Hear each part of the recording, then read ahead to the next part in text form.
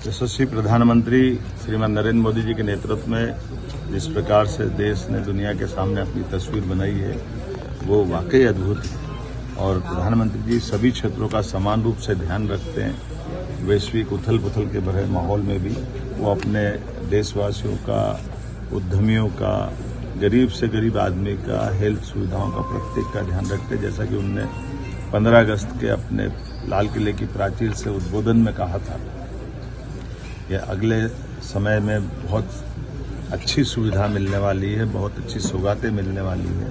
और हमने देखा 1 महीने से भी कम समय में कल जीएसटी की बैठक माननीय वित्त मंत्री जी के साथ जो हुई है, जिस प्रकार से उन्होंने अपनी चीज़ों को कहा है और अगले नवरात्रि से वो लाभ मिलने वाला है 22 सितंबर से।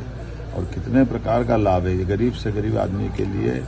ये हमारे लिए ज़्यादा आनंद की चीज़ है कि जो मध्यम वर्गीय, गरीब और कई प्रकार की सुविधा दिन उपयोगी में जो हर कोई व्यक्ति भी लेता है, उन सबको भी इसका लाभ मिलेगा।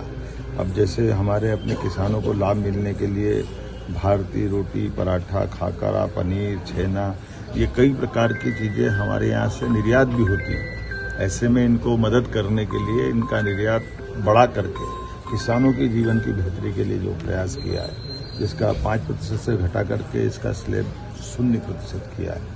शिक्षण सामग्री, शिक्षक खास करके नक्शे, चार्ट, ग्लोबा, pencil, sharpener, crayons, pastel, copy, notebook, ये हर विद्यार्थी के जीवन में अत्यंत आवश्यक होती है। ऐसे में विद्यार्थी वर्ग को भी ये शिक्षण सामग्री की 12% से 0 की तरफ ले जाना, ये हमारे नए युवाओं की दृष्टि से बहुत उपयोगी निर्णय है।